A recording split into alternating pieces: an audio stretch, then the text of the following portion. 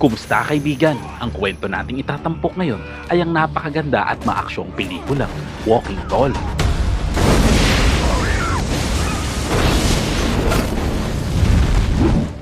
Nagsimula ang kwento sa pagpapakita kay Chris Vaughn, isang dating sundalo ng Special Forces. Makikita na siya ay bumalik sa kanyang bayan sa lugar ng Kitsap County, Washington. Habang siya ay bumabiyahe pa uwi, napansin niya ang isang lumang pabrika ng kahoy na dati pinagmumulan ng trabaho para sa karamihan ng mga tao sa kanilang bayan. Habang binabasa niya ang notice of closure ng pabrika, lumapit sa kanya ang sheriff ng bayan na si Stan Watkins. Nakilala siya nito bilang sundalo ng Special Forces at inalok siyang ihatid pa uwi. Noong una ay tumanggi si Chris, ngunit nang iginiit ni Watkins, wala na siyang nagawa kundi sumakay na lang.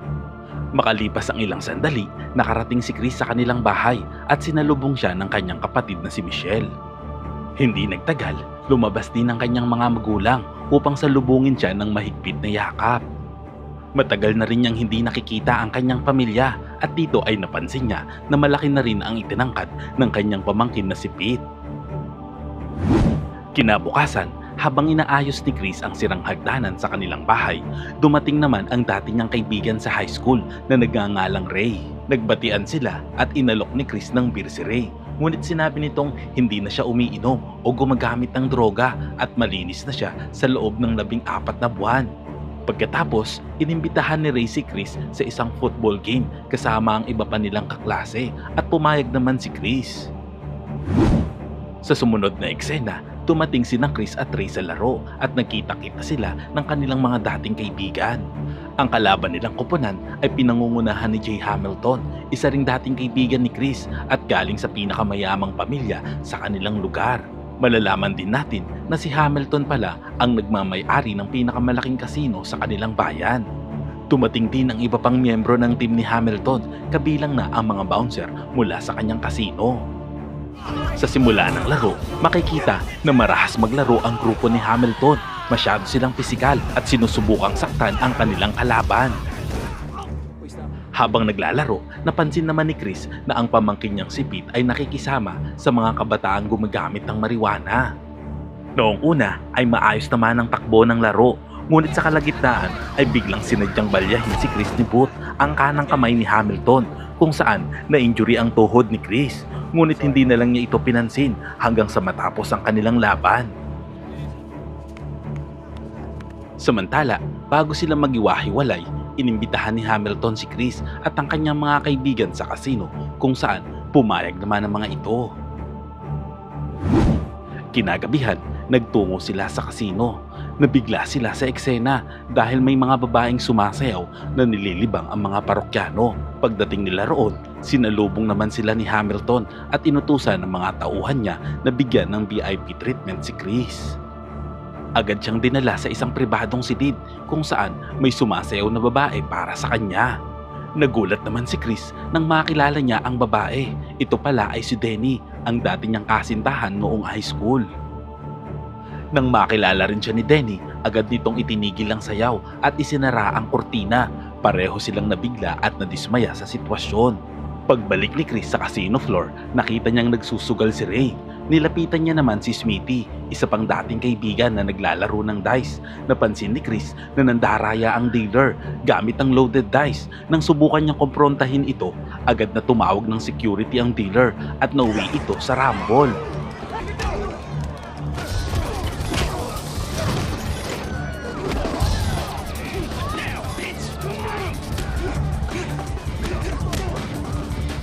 Bagamat napabagsak nga ang ilan sa mga bouncer, ngunit sa huli ay tinalo siya ng 3 lalaki na gumamit ng taser at dinala siya sa basement. Doon ay kinuha ni Booth ang espesyal na kwintas ni Chris mula sa army at sinaktan siya gamit ang isang kutsilyo. Matapos siyang pahirapan, itinapon siya sa gilid ng kalsada na puno ng sugat at akala nila'y patay na. Sa kabutihang palad, nagkaroon ng malay si Chris at pinahinto ang truck para humingi ng tulong.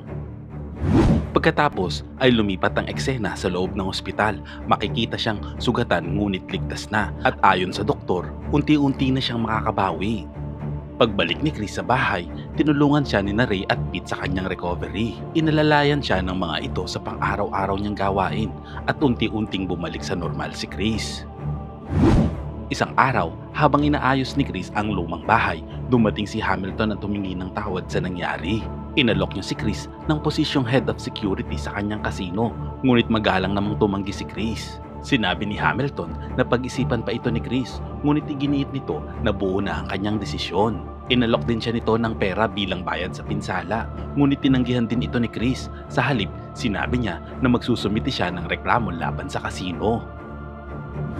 Sa sumunod na eksena, nagtungo si Chris sa himpilan ng pulis upang isampa ang reklamo. Ngunit laking gulat niya nang sabihin ni Sheriff Watkins na naimbestigahan na ito at walang sapat na ebidensya para parusahan ng mga tauhan ni Hamilton o ipasara ang kasino. Paliwanag pa ni Watkins, mula nang magsara ang lumang pabrika, ang kasino na ang pangunahing pinagkukunan ng kita ng bayan, kaya't hindi nila maaaring isara ito. Dahil sa pagkadismaya, umalis si Chris sa himpilan. Ngunit bago siya umalis, sinabi niyang ilalantad niya ang mga iligal na gawain ng kasino. Kinabukasan, matapos makipagkita kay Denny, laking gulat ni Chris nang malaman niya na na-overdose si Pete sa paggamit ng iligal na droga. Lumalabas na si Pete ay gumagamit pala ng crystal meth, isang mamahaling uri ng droga. Nang komprontahin ni Chris ang mga kaibigan ni Pete at tanungin kung saan ito nakuha, sinabi ng mga ito na sa mga security guard ng kasino ang lihim na nagsusupply nito at sila rin ang nagbebenta sa buong bayan. Galit na galit si Chris, kaya agad siyang umuwi at kinuha ang kanyang lumang shotgun. Sa kabila ng pagpigil ng kanyang ama, pinili niya pa ring sumugod patungo sa kasino. Sa sumunod na eksena, dumating si Chris sa kasino. Ngunit bago pa man siya bumaba ng sasakyan, ay nagkaroon na siya ng pagdadalawang isip. Sa halip na gamitin ng baril, mas pinili niyang dalhin ang isang troso na kahoy bilang sandata. Sinimulan niyang wasakin ang mga machine at ang mga gamit sa loob ng kasino. Agad na dumating ang mga gwardya ni Hamilton at sinubukang pigilan si Chris. Ngunit ginamit ni Chris ang kanyang troso para bugbugin at pilayin ng mga kamay at binti ng mga ito. Nagawa niya ring makabawi kay Booth at binugbog niya ito at binawi din ang kanyang kwintas. Bago umalis, inihagis ni Chris ang troso sa isang malaking salamin at nakita niyang nakamasid si Hamilton sa lahat ng kaguluhan. Habang patakas si Chris sakay ng kotse, hinarang siya ng mga pulis at inaresto siya ni Sheriff Watkins dahil sa pananakit at paninira ng ari-arian. Sa sumunod na eksena, makikita si Chris sa himpilan ng pulis habang kinakausap ang kanyang abogado at inihiling na tanggapin ang kaso. Sa pagdinig ng korte, ipinresinta ni Hamilton ang mga saksi mula sa kasino at lahat sila'y nagsabing si Chris ay isang bihasang sundalo na hindi nila nagawang mapigilan dahil sa kakayahan nito sa pakikipaglaban. Matapos marinig ang mga paratang na ito, nanahimik lamang ang kanyang abogado dahilan para mapaghinalaan ni Chris na binayaran ito ni Hamilton. Kaya't pinatalsik niya ito at hiniling sa hukom na siya na lamang ang magtatanggol sa sarili niya.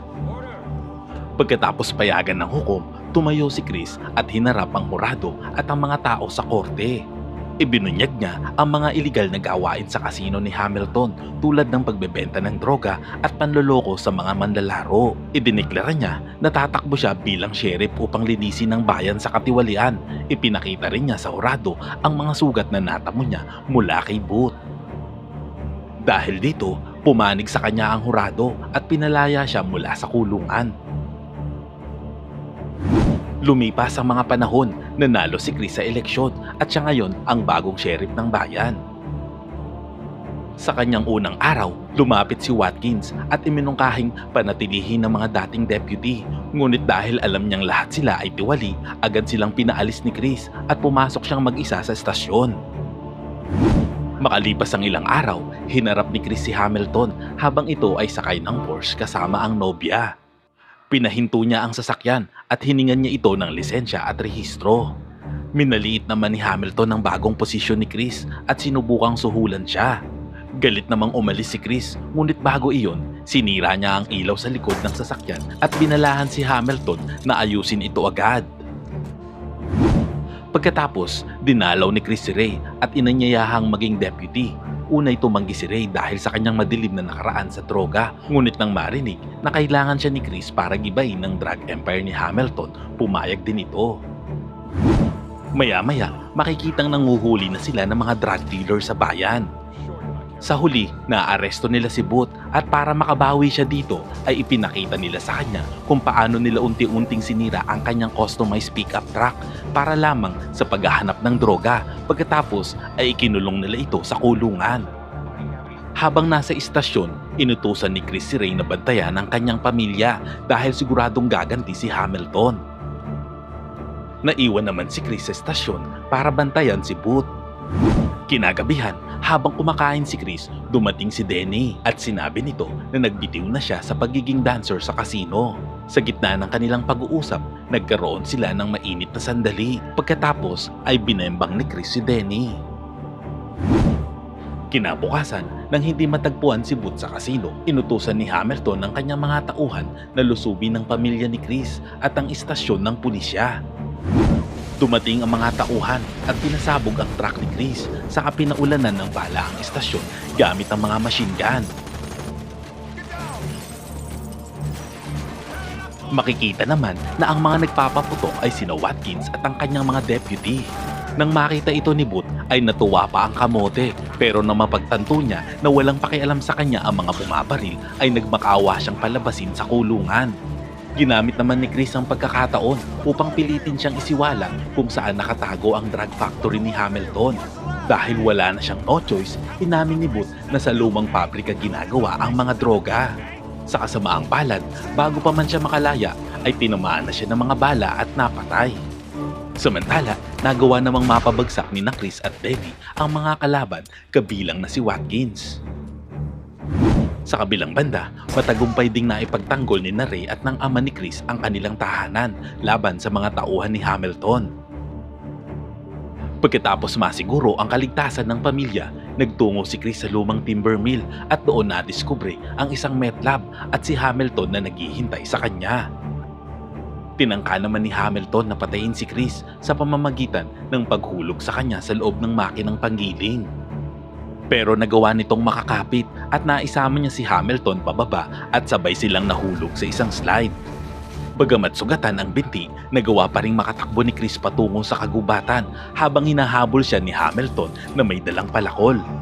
Bago pa man siya maabutan ni Hamilton, nagawang maibalik naman ni Chris ang kanyang dislocated na binti at ginamit ang isang troso upang depensahan ng sarili. Sa kabila ng sugat, napabagsak ni Chris si Hamilton at natalo ito sa labanan.